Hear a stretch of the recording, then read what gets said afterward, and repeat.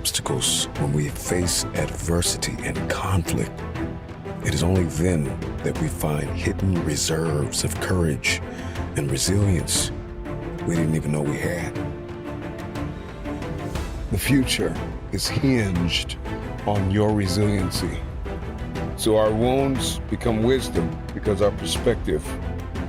We have a new program. It's called resiliency. What can I accomplish in the rain? Who can I become in the rain? What can I build?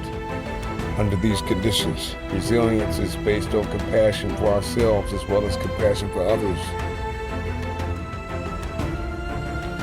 So I need you to realize that there will be bad days. There will be times that you feel like you have no earthly idea what your teacher or professor is talking about. But what you will never ever do is throw a pity party. What you will never ever do is tap out. What you will never ever do is concede and throw in the towel.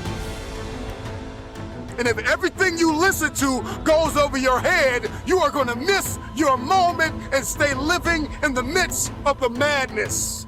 The madness of impossibility, the lie. Somebody lied to you and told you that it was impossible. Because understanding the power and the difference between what is impossible and what is possible, it all comes back to your perspective and your capacity. See, your life is one big sum average of the thoughts that you consistently hold in your mind. Your actions, your outcomes, your life is just one great mirror reflecting back to the world what you're thinking on the inside. All of the pain, all of the trauma, everything you have experienced, the turbulence, you have to garner up all of that hunger. I'm talking about you gotta think of everything you've ever wanted in your life, and you gotta put it toward that goal.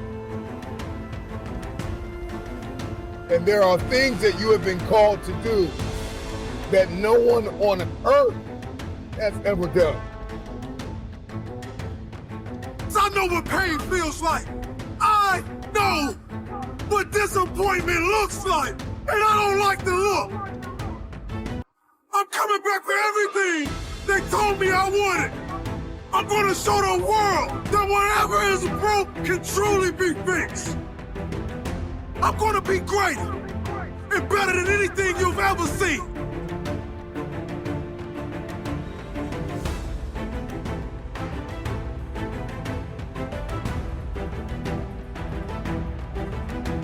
Make a commitment to pay the price for change. American dramatist and screenwriter Sidney Howard remarked, "One half of knowing what you want is knowing what you must give up before you get it."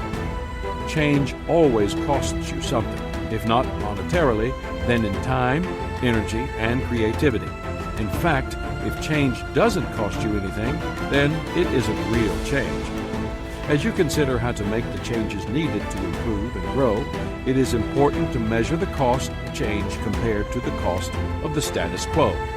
You have to do your homework. That often makes the difference between change equals growth and change equals grief. What will the changes you desire really cost you? Management expert Tom Peters gives a perspective on this. He suggests, don't rock the boat, sink it, and start over. If you desire to be creative and do something really innovative, that's sometimes what it takes. You must destroy the old to create something new. You cannot allow yourself to be paralyzed by the idea of change. 4. Change must happen within you before it can happen around you. I love the Peanuts comic strip by Charles Schulz, in which Lucy says to Charlie Brown, "I would like to change the world." "Where would you start?" Charlie Brown asks her. Lucy's simple reply, "I would start with you." I hate to say it, but our attitude is probably a lot more like Lucy's than we would want to admit. If we don't like something, we desire change for everyone other than us. We are resistant to change.